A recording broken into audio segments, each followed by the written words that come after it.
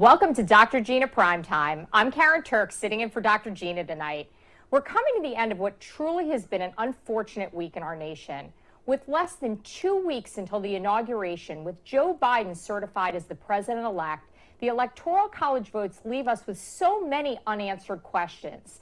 And the breach of our Capitol, executed by thugs who do not seem to represent the majority of moderate Americans in any political party, adds to the chaos. The Capitol riots seem to be just another example of mainstream media blame game targeting the president. We watched all summer as cities burned at the hands of BLM and Antifa, and the media called them mostly peaceful protests. But this week's events at the Capitol are being blamed solely on President Trump. The hypocrisy runs rampant as the media and these folks seem to treat all of us as if we have the memory of goldfish. The double standard of how they treated the BLM protests defies logic. During the height of the Black Lives Matter riots last year, of course the media was silent as Kamala Harris egged on the violent mobs. Remember this? Watch this. I know that there are protests still happening in major cities across the United States. I'm just not seeing the reporting on it that I had for the first few weeks. That's right. But they're not going to stop. They're not going to stop. And they're not, this is a movement, I'm telling you. They're not going to stop. And everyone beware, because they're not going to stop. They're not going to stop before Election Day in November, and they're not going to stop after Election Day. And that should be, everyone should take note of that on both levels, that they're not going to let up, and they should not. And we should not. Clearly, we have a president that's denouncing the violence, but the mainstream media is still circulating a narrative that he's somehow the perpetrator of this awful day that will remain a part of American history. Here's what the president had to say. I would like to begin by addressing the heinous attack on the United States Capitol. Like all Americans, I am outraged by the violence, lawlessness, and mayhem. I immediately deployed the National Guard and federal law enforcement to secure the building and expel the intruders. America is and must always be a nation of law and order. The demonstrators who infiltrated the Capitol have defiled the seat of American democracy. To those who engaged in the acts of violence and destruction, you do not represent our country. And to those who broke the law, you will pay. We have just been through an intense election and emotions are high, but now tempers must be cooled and calm restored. We must get on with the business of America. My campaign vigorously pursued every legal avenue to contest the election results. My only goal was to ensure the integrity of the vote. In so doing, I was fighting to defend American democracy. I continue to strongly believe that we must reform our election laws to verify the identity and eligibility of all voters and to ensure faith and confidence in all future elections. Now Congress has certified the results. A new administration will be inaugurated on January 20th. My focus now turns to ensuring a smooth, orderly, and seamless transition of power. This moment calls for healing and reconciliation. 2020 has been a challenging time for our people. A menacing pandemic has upended the lives of our citizens, isolated millions in their homes, damaged our economy, and claimed countless lives. Defeating this pandemic and rebuilding the greatest economy on earth will require all of us working together. It will require a renewed emphasis on the civic values of patriotism, faith, charity, community, and family. We must revitalize the sacred bonds of love and loyalty that bind us together as one national family. To the citizens of our country, serving as your president has been the honor of my lifetime. And to all of my wonderful supporters, I know you are disappointed, but I also want you to know that our incredible journey is only just beginning. Thank you, God bless you, and God bless America. The president's been a supporter of law enforcement, has preached law and order for his entire presidency. His legacy should not be erased by an incident that still bears so many questions. Last night, Dr. GINA caught up with Bernard Carrick about the breach of the Capitol and the lack of police presence. Let's watch that. Several social media accounts have shared videos of the events at the Capitol yesterday, and it looks like some Capitol police officers were somehow possibly assisting people who were trying to get into the U.S. Capitol building. Here to discuss, retired New York City Police Commissioner Bernard Kerik. Commissioner, good to have you here. What do you make of these videos? Because there are so many videos flying around out there, and we're seeing all kinds of things. And this one in particular, we see this police officer sort of waving his arms like, hey, come on in. What's going on here? I think that's going to be a part of the investigation for the U.S. Attorney in Washington, D.C. But, there's two areas of focus. Somebody stormed the Capitol. And the other area is going to be that the police allowed people to come through the barricades to enter into the building. And you're showing two. I think there's actually 3 spots around the building that police officers, Capitol police officers that were on duty there, opened up the barricades and waved people in. I don't know what their intent was. I don't know what was behind this. But given the amount of violence, the things that happen on the inside of the building, I think this is going to be a major part of the investigation conducted by the FBI and the U.S. Attorney. Should there be much more of a line of defense inside the U.S. Capitol? It didn't look like that many people made it inside the building, but it looks like they had the run of the House floor, and it also looks like the Capitol Police abandoned the building at some point and just sort of gave them free rein to roam around. People were taking selfies at the Speaker's podium, wandering around Statuary Hall. How did this happen? Well, I think it's a lack of leadership. I think it was a lack of preparation. I have no idea what the police were thinking that let these people in the building.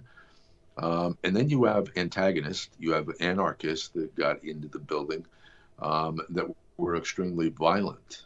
So I don't know. I think it's premature to say. I think, at this point, everybody that's looking at this stuff is pretty much speculating. But given what I've gone through in my career, I can tell you that they were not prepared. And what they were doing, letting these people in the building, outside, opening up the barricades, is beyond me. And I think that's going to be a part of the investigation for the U.S. Attorney. Moving on, just asking you, we hear about investigations when there's violence, but we saw violence all over the place, before this from the left. And yet we very rarely hear anything about any convictions or even few arrests, really. For some reason, I believe you that there will be an investigation of this. And I believe that if Trump people were involved, that probably there will be some arrests, and we'll hear a lot about those. But I doubt if it turns out that these were instigated by some sort of pre-planned organization other than Trump supporters. I don't know if we'll hear a lot about it. Why is it that so many of these investigations seem to just fade away? We never hear anything about it. No one is ever held responsible. Well, look, I think the thing that bothers me the most is back in May and June of last year, when Antifa and Black Lives Matter were burning down cities around the country, including Washington, D.C., where it looked like it was engulfed in total flames. And nobody was challenged. The police were almost invisible. They weren't out there in full force. It was a completely different environment. And yesterday, we saw a completely different element, especially in the evening. There was a 6 o'clock curfew last night, 6 p.m., unlike any other time when they're burning down the city. And there were cops outside, hundreds of cops, basically taunting and harassing Trump supporters, that were standing around smoking a cigarette outside a hotel. Yeah. Well, Commissioner, thank you so much for being here. These clips are hard to watch, and now the media and the Democrats are pushing either impeachment or the 25th Amendment option, which brings me around to our America segment. Now we go to Carrie Sheffield, who's in Washington, D.C. with a report on the 25th Amendment. Go ahead, Carrie. I want to give you an update on the latest on this arguments, these debates about the 25th Amendment. So reportedly, Nancy Pelosi yesterday said that she wants the House to seek impeachment if Vice President Pence does not invoke the 25th Amendment to remove Trump. Now, the 25th Amendment was passed after the death of JFK to have an orderly transition if the president is incapacitated. And what it means is that a majority of the cabinet, instigated with the vice president leading, would need to say they want the president to be removed. And if the president objects, they would need to then have 2/3 votes in Congress to remove a president here, in this case, in the next 2 weeks. Seems like a very unlikely scenario. And in fact, the members of the cabinet themselves do not appear to want to do this. I spoke to a member of the cabinet myself directly yesterday, and this cabinet member said, we are not doing it. They said that the only motivation at this point would be a partisan political motivation to invoke the 25th Amendment. And this person also said it's off the table because it's used for a specific purpose. It's not used because you don't like somebody. It's used because they're incompetent or if they are mentally incapacitated, not just because you don't like them. So they don't want this here among the cabinet. The likelihood also of impeachment with removal is very, very slim. And in fact, reportedly, Joe Biden doesn't want this because he doesn't want to start with a big mess hanging over his administration. Of course, we'll keep you posted. Now back to you. Thanks, Carrie. Now we go over to Jessica Rivera in Denver. Jessica, what do you have for us? Well, Karen, earlier today, I actually spoke with attorney and constitutional expert Rick Green about the legalities of the 25th Amendment, and here's what he had to say. This is all about continuity of government. It was never intended to be used over a disagreement on policy. And Section 3 allows the president himself to invoke the 25th, and that's been done 3 times by Reagan the first time and George W. Bush twice, simply for 2-hour surgeries. The Section 4 that you're referring to is when the vice president initiates this and the cabinet, half the cabinet has to agree. And it's for when the president's literally incapable of doing the job. You would imagine, literally has been either kidnapped or they are in surgery as a result of an accident or had some sort of incapacitation, either mentally or physically. And even if the vice president and the cabinet does that, if the president disagrees with them, he can immediately send a letter and to Congress and say, I'm not incapacitated, I can do the job. And then they would have to once again send a letter. Then they would have to say to the Congress, we continue to disagree with him. And then Congress would have to vote 2/3 to side with the vice president and the cabinet on this. So it's a crazy high bar. It's much harder even than impeachment. And of course, it starts with the vice president. I cannot imagine Vice President Pence, even after their spat over how Wednesday was handled. This is a man that's been very loyal to the Constitution and to President Trump. So I appreciate Nancy Pelosi being crazy enough to throw this out there just so we could talk about it, because I love talking about the Constitution. But it is such an incredible bar. It's beyond reason that it would possibly happen. Nancy Pelosi also wants President Trump to have his access to the nuclear codes taken away for the remainder of his presidency. And according to Rick, legally she has no power to make such a request happen. But Karen, when leaders of our country consistently throw out the Constitution because they're having a public tantrum, it really just makes a mockery of our Constitution. And they certainly have done that. Thanks, Jessica, for that report. You're welcome. Now let's go to Pastor Greg Locke. He was in Washington, D.C. for the Save America rally and present during the Capitol breach. He joins us now to discuss how the nation can begin to heal. Good evening, Pastor Locke. Good evening. Thanks for having me. What did you witness in D.C.? I was there about a day and a half early because there were several rallies and revival type meetings that I was speaking and preaching at Freedom Plaza. And then I was scheduled to be on the platform with the president, and I was only a few feet from him. And I knew something was kind of awry when they came out and they asked about 12 or 15 of us as speakers. And of course, he said, everybody's going to go to the Capitol. It's going to be peaceful. And that's exactly what we did. And I was headed to the Capitol regardless because we had a massive stage set up. We were having a big prayer rally. And by the time we got there, I got up to the front and it was superbly peaceful. What we're seeing in the news media is something that has been spun wildly out of control. I am fully convinced, based on firsthand information, being there at the steps, it wasn't a breach. It was a let-in. It was an absolute let-in. I believe this was a setup from the word go, and now all the MAGA Trump people, look like insurrectionists. And Joe Biden yesterday in a briefing, in a newscast, called us insurrectionists and domestic terrorists. It came plainly out of his mouth. And so there's more division in the United States now than there has ever been. But I still believe there's hope. And I know people think I'm crazy, but we're not done with this election cycle yet. And I'm a loyalist, and I'm not going to lay down, and I'm not going to roll over. And I'm going to believe that some good things are going to come out of this. But right now, it's a mess. Yeah, I know you are a loyalist, and I know that you also believe in the power of prayer. And how do you think our nation can heal from this? It's been a really tough couple of days.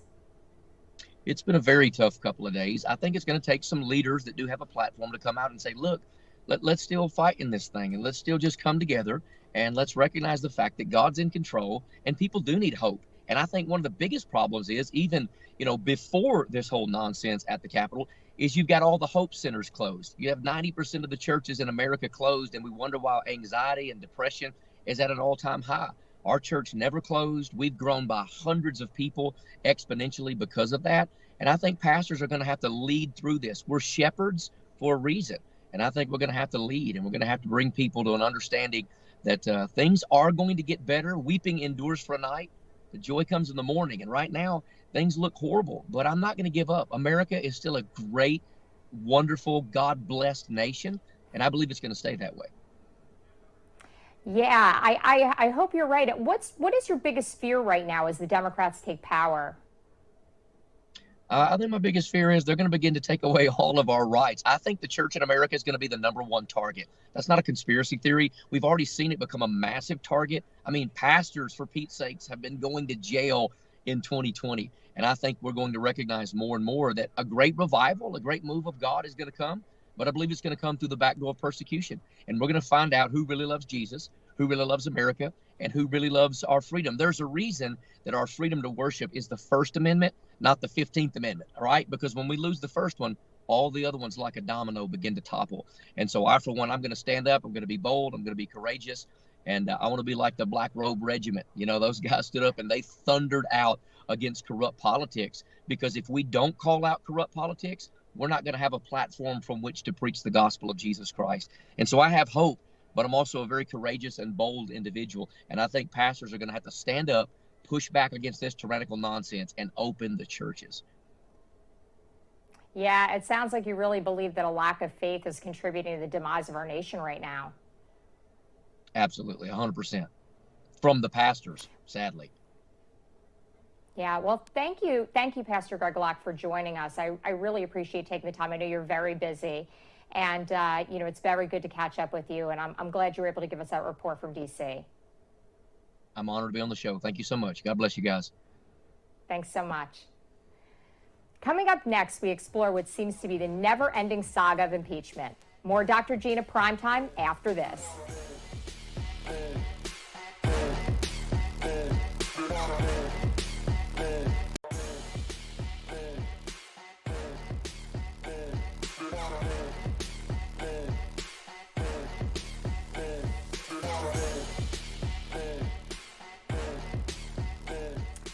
Welcome back to Dr. Gina Primetime. It wasn't enough that they've taken the last 4 years and taken shots at a sitting president every day, all day long, doing a great disservice to democracy for an agenda that doesn't suit the real people that they work for, the people that they represent, their constituents, America. It seems like nothing has changed, and they're still looking at impeachment with only days left in a presidency. Democrats scurrying for a quick impeachment of the president if his cabinet doesn't try to remove him first. And it's no surprise that Nancy Pelosi has jumped in, embracing the idea. As she does so well, Dr. Gina is always on point when exploring the motivations of these out-of-control Democrats. Here's Dr. Gina's theory on why the Democrats are pushing impeachment. Left is out for blood. The story over at justthenews.com says this. Pelosi says House ready to seek impeachment if Pence doesn't invoke the 25th Amendment to remove Trump. But Why would Nancy do this less than 2 weeks before Trump leaves office? One theory is that they fear the president and the MAGA movement behind him, and they know it will only get bigger and stronger in upcoming elections. The mainstream media didn't show you, but yesterday in D.C., hundreds of thousands of Trump supporters flocked to Washington, D.C. and stood in the freezing cold just to catch a glimpse of their president. Look at that. The left is outnumbered. They may control the apparatus of power at the moment in D.C., but they saw how many people are willing to show up for this president in the cold and the rain, and they saw the 74 million real votes that he got in the 2020 election. President Trump is without a doubt the most powerful political figure in the world, and that won't change after the inauguration. The media has been trying to get Trump supporters to abandon him ever since he came down that escalator, remember? But it hasn't worked. His popularity has only grown. This president received 12 million more votes in 2020 than he did 4 years ago. Just think how many more votes he could get in 2024. And that's what keeps the Democrats awake at night, I can assure you. Impeachment and removal from office would bar him from running again. Some politicians in the swamp are abandoning Trump now, but his supporters, that only deepens their convictions because they see those whom they never trusted anyway exposing themselves. What a sinister but perfect plan that would be to inhibit the president from running again. Seems like Dr. Gina's onto something. Last night, Pelosi and her leadership team ran through their options with the overwhelming sentiment that impeachment was their next step. As no surprise, more than 60 Democrats, led by Reps, Debbie Wasserman Schultz of Florida, Tom Malinsky of New Jersey, and Dean Phillips of Minnesota, sent a letter to Democratic leaders asking to reconvene and work to impeach Trump in a response to Wednesday's Capitol breach. Today, the House caucus call at noon set the stage with House Democrats led by Nancy Pelosi, who told her members that she would speak to Joe Biden about the pursuit of impeachment, reiterating that her presumptive Senate Majority Leader Chuck Schumer will demand that the Vice President Mike Pence invoke the 25th Amendment to remove Trump from office before Biden's inauguration. And it comes as no surprise to most of us that the president will not be attending the inauguration. The tweet says, to all of those who've asked, I'm not going to the inauguration on January 20th. Real America's Voice contributor Heather Mullins joins us now. Heather, are you surprised that Trump is skipping the inauguration? No, not at all. Not at all. I mean, I don't think he should really pay any attention to these people anymore. Speaking of impeachment, let's get one started for Joe Biden as soon as the 20th comes around. I'd love to see some Republican start one the way that they did Trump back when he first got elected. So, I really hope that the truth comes out, and it will, right? These investigations are still going on. There's a lawsuit here in Georgia that is going to determine whether or not Fulton County mail-in ballots get audited, and we know that they're trying to keep us from them. So they wouldn't be doing that if there wasn't something to hide. So all of this information is going to come out, and there's still going to be investigations. And when we get to the bottom of it, I wouldn't be surprised if you start seeing the Georgia Bureau of Investigation making some arrests here in the near future. Well, it's very optimistic to think that Joe Biden would be impeached. I'm sure a lot of Republicans right now today like you saying that. But do you think the impeachment talk against the president is real? It seems so petty to pursue impeachment with less than 2 weeks before the inauguration. Well, I mean, if petty in the dictionary had a picture next to it, it would be Nancy Pelosi. Let's be honest, okay? And President Trump has, let's look at the facts. He's kept us out of war for 4 years. He's won 3 or 4 Nobel Peace Prize nominations for his brokering peace deals in the Middle East. So if anyone's responsible for the chaos that has been happening on American soil, it's the Democrats like Nancy Pelosi, and it's the mainstream media for pushing these fake narratives. The president has done so much good, not just for our country, but for the world, for the Middle East. I mean, think about the relationship with North Korea that improved under his leadership. This guy has done so much, and they're talking about impeaching him less than 10 days before he agreed to do a peaceful transition. They're not doing that for no reason. There is a reason. They are scared. They're afraid of what could potentially surface because they know these investigations are still going on. And they're probably terrified that within the next 10 days, somehow Trump could pull something out of his pocket, because you can never rule Trump out. And you know what? After the 20th, he's still going to be here. This is a movement. This is not an election. Yeah, and if they're even successful with this impeachment attempt, can it even be successful with such a tight timeline right now?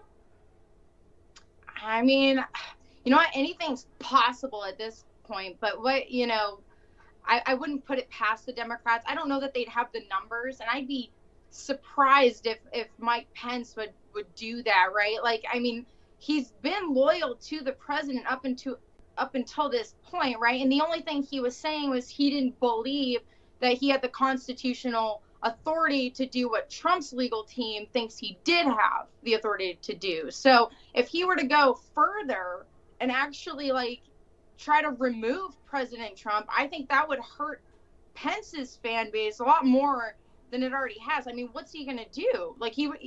I can't even imagine that happening. Yeah. And what's your take right now on the inauguration and what the crowds will be like? Are they going to blame social distancing and COVID for a lack of turnout for this inauguration of Biden? I mean, I don't know. I would recommend any Trump supporters refrain from showing up, because if you do, we know Antifa, right? You can't put anything past them. We've seen the videos surfacing now of them undercover at the recent event in DC, and we know that would happen again. So my recommendation is just Trump supporters, conservatives, stay as far away from the inauguration as possible. Yeah, I can't imagine that there'll be very many Trump supporters that would even dream of going to this inauguration now that the president's not going to be there. And, he's put out this tweet that, he's not going. I can't imagine that there'll be a lot of people on our side of the aisle that'll even consider showing up. Yeah, and I wouldn't be surprised if that's the reason that the president decided not to show up, right? He's trying to protect his fan base, because he knows even if they showed up there to peacefully protest the inauguration, if you have these groups that come in and try to, take over your peaceful protest, then it's going to fall back on you, and we can count on the media to blame it on Trump supporters. So it's just one of those things. It's a sticky situation, best not to go, and I totally support the president's decision in that matter. Yeah, thank you so much, Heather. Thank you. Coming up, conservative censorship is no longer a big tech secret, with Twitter openly banning the president this week. Mark Zuckerberg, of course, followed with an even more brazen action to silence free speech, canceling the president's service until at least the end of his term. Up next, we have Facebook whistleblower Ryan Hartwig, who knows the inside scoop in this big tech behemoth. We'll be right back with more of Dr. GINA Primetime.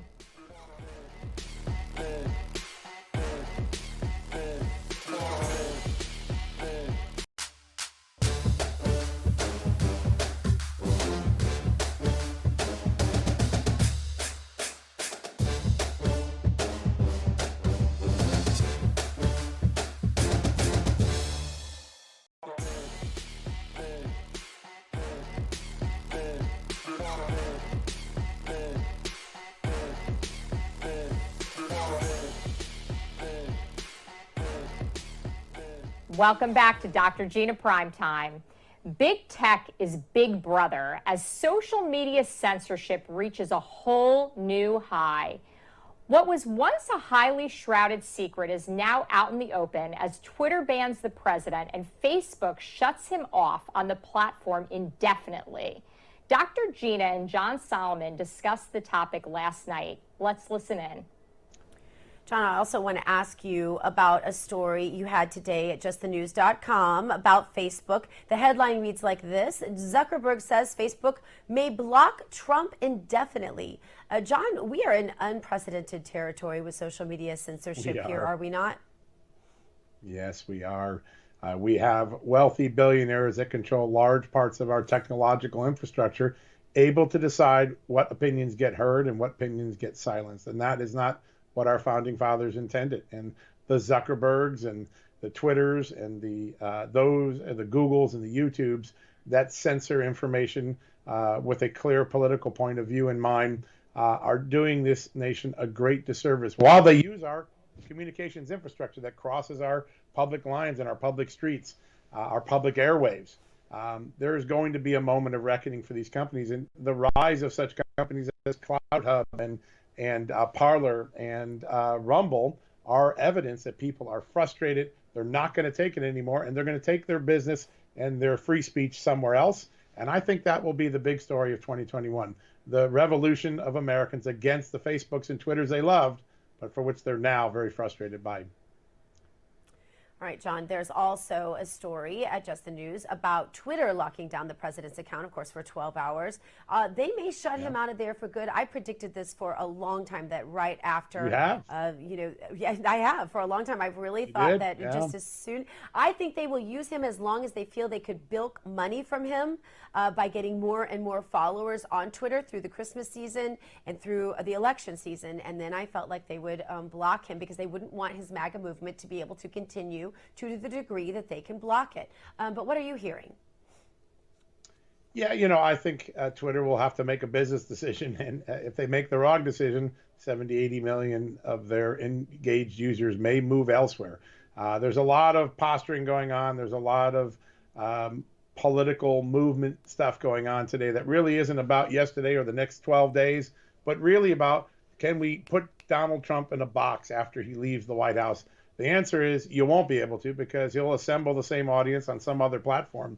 And I think Twitter and Facebook will step back and have to make a business decision. Today, I can't tell you, thousands of people on my Twitter feed, on my Facebook feed, and my email have been saying, I'm done with Twitter, I'm done with Facebook. I used to love it, I can't stand it.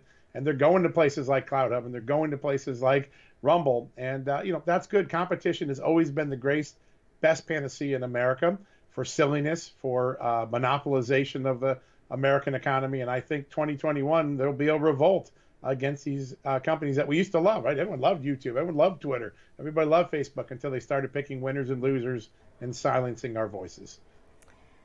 Well, before Facebook went after President Trump with this latest ban, there was plenty of evidence that supported the claims that they were censoring conservative voices.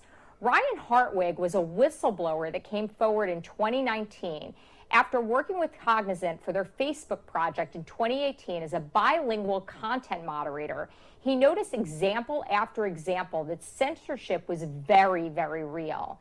He was so disturbed by what he saw as he began to write letters to members of the Congress and Senate. He then connected with Project Veritas and made history as he donned a hidden camera to document the patterns of bias. Watch this.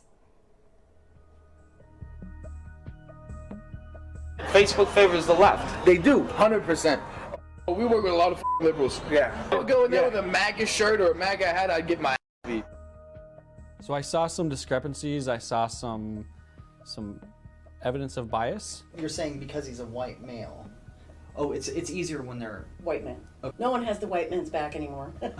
we bring the game to it could work on the left side. I saw more blatant posts against Trump. But Facebook obviously hates Trump. Yes, 100%. They do.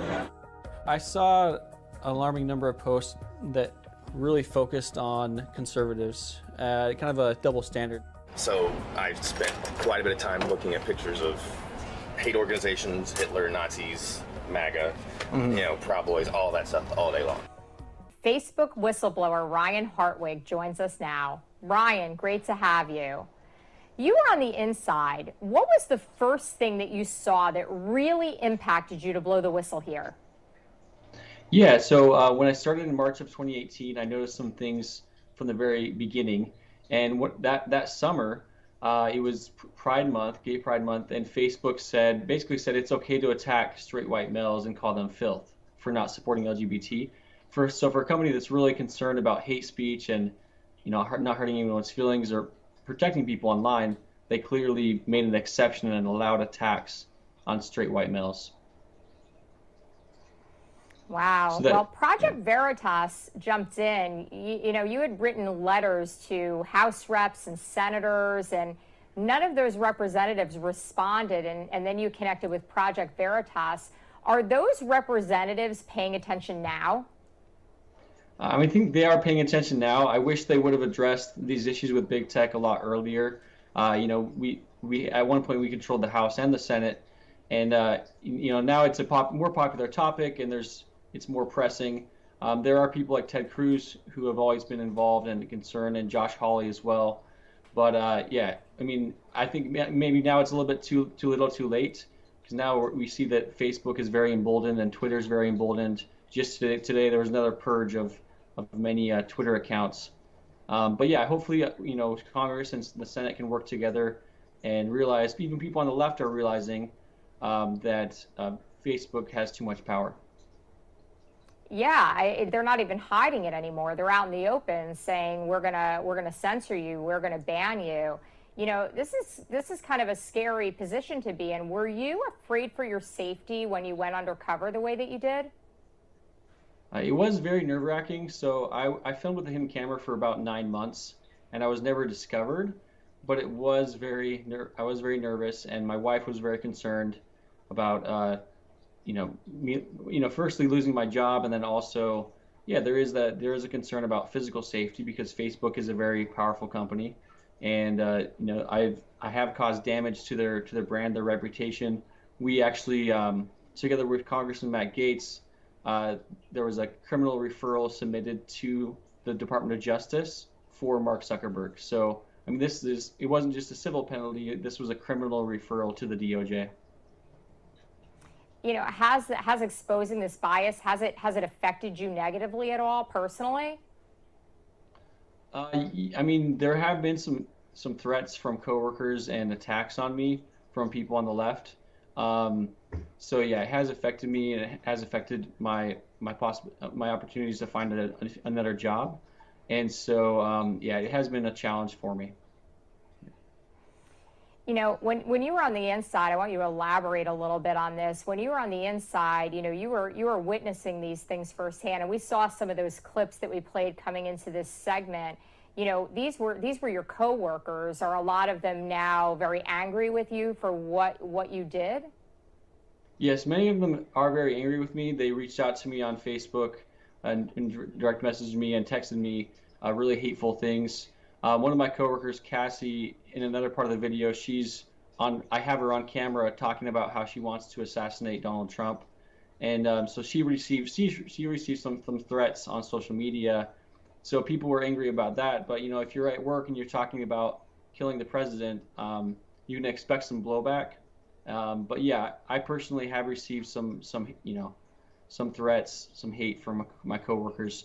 But now, hopefully, with what we saw today, with them, banning Trump's account and deleting his account indefinitely on Facebook and Instagram, maybe these people on the left, even today, I think Emily Ratajkowski, a celebrity and model, she acknowledged that Facebook and big tech have a lot of influence, that they could use this same influence to silence people on the left, activists on the left. So I think people are waking up. Hopefully they're realizing the threat and the tyranny, the tech tyranny that's coming from big tech.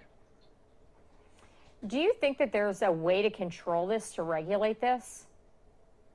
No, I think we should just start from the ground up, break up Facebook and big tech. Hopefully I think one way to do that would be with antitrust. There's also a Supreme Court case that's about to be heard by Jason Fick. So it's really hard to regulate, because Facebook has its lobbyists, big tech has its lobbyists in the Capitol as well. So if there's any kind of reform or legislative reform done, we know that Facebook's going to have a lot of input, and we do not want them to have input if there's any changes to the law. So I think starting from scratch, breaking up these companies would be the right step. Do you think that there's really a clear anti-American agenda when it comes to these big tech giants? Yeah, there is a clear agenda against conservatives and against the United States, because we've seen that Trump put America first, prioritized American jobs, American energy production, And everything that I saw for 2 years, like I studied the Facebook's policy language. I studied a lot of Facebook's inner workings, and everything is against Trump. Every time Trump speaks, they consider it as hate speech. And so I have, countless examples of that, of them being against American priorities and caving to leftist ideologies which would weaken America. Wow. Well, thanks for being here, Ryan. Yeah, thanks for having me. And yeah, thanks so much. I'll be publishing a book in a couple months here, which has more examples of this bias. And you can also visit my website, ryanhartwig.org. We're out of time, Ryan. Thank you so much. Up next, we'll bring you the latest from Portland, where riots broke out again last night, while the nation is still reeling from the breach of the Capitol. Back with more Dr. GINA Primetime in just a moment.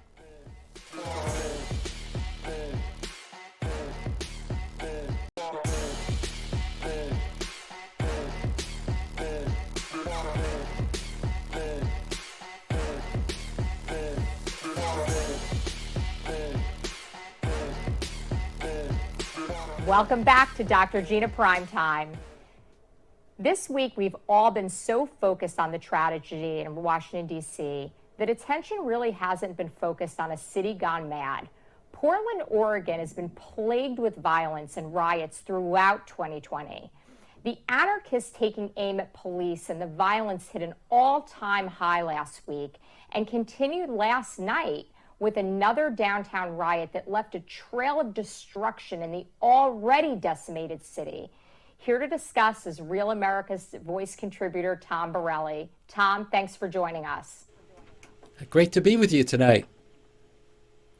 Yeah, Tom, let's look back at what Kamala Harris had to say about the riots that happened in Portland and across America this summer.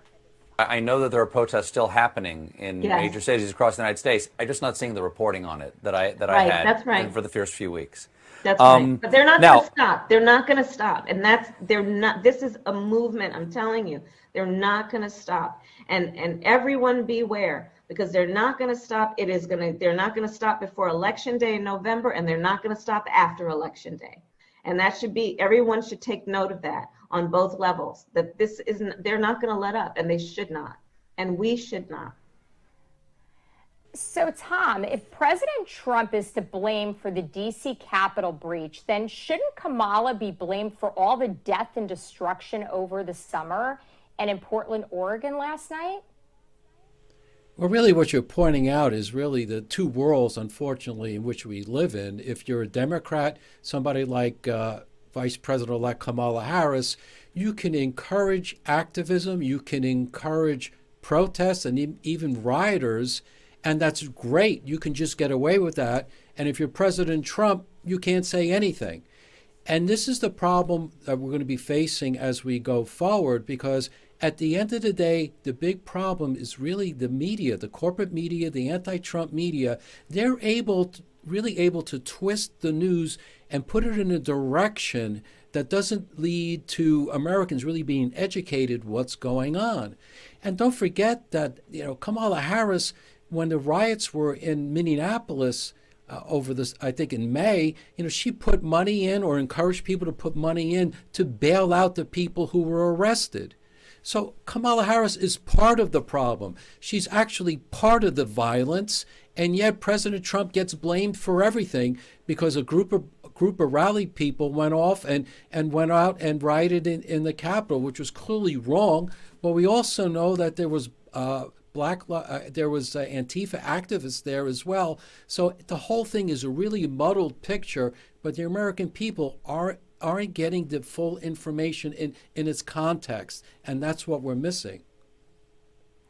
Tom, do you think the average Americans, do you think they're catching on to this double standard, or are these Democrats really fooling anyone? Well, I think really one of the big crises we're facing is that, as I mentioned, there's two worlds, but there's, two groups of media, right? We have, Real America's Voice and a few others out there speaking the truth. But if you sat down every day and if you watch CNN or MSNBC, you're really being absorbed and overcome with just basic propaganda. So I think people tend to believe what they see and what they read, and it puts them in the wrong track. And if you happen to watch, our news organizations or a few others, you start to get the real information. And that's the problem. Way too many people are exposed to the wrong media. A lot of people aren't really every day isn't really absorbed with politics and policy and what's going on. They're working, trying to take care of their family. So they might catch a headline, they might catch one news story, and that could be very misleading, especially these days. Well, and it seems like they just have these stories on repeat again and again and again to capture that moment that they're going to get that person who's busy turning on their TV. And it's propaganda at this point. They just recycle it and recycle it. Do you think there's any hope for the mainstream media at this point, or is this a totally lost cause? Well, it may be a lost cause, at least this year. But the good news is, have networks like our network, Real America's Voice, that's trying to bring people in and grow and expand so they can get the truth. But the problem is we're facing, is just like the problem that President Trump faced in the election, is that he's facing not only corporate media, big anti-Trump media, as well as the American people, but also big tech. Thousands of people are being removed from Twitter. I mean, their followers are being removed. President Trump was banned from Facebook and banned from Twitter. So the muscle of big media and big Silicon Valley, they're really pushing their real agenda, which makes it harder for Americans to get the truth. So I think in the near term, it's going to get, it's going to get worse before it gets better. Great points. Thanks so much, Tom Borelli. Thank you. Have a great night. You too. As we close the show in a really rough week, we must remain hopeful that our nation can heal. We must unite against violence on both sides of the aisle. Our hearts go out to those injured and killed in these violent acts in Washington, D.C. And this week, we have an opportunity now to greet 2021 with optimism. And it remains my hope that somehow we can still find a way to do that as we approach an inauguration that makes so many of us uncomfortable. That's all for tonight. Thanks for joining me. And thank you to everyone at your new home for Real News, the uncensored and undaunted Real America's Voice. Live from Studio 6B, up next, as Dr. Gina always says as she closes this show, hug your children, love your God, and go boldly now and live the truth.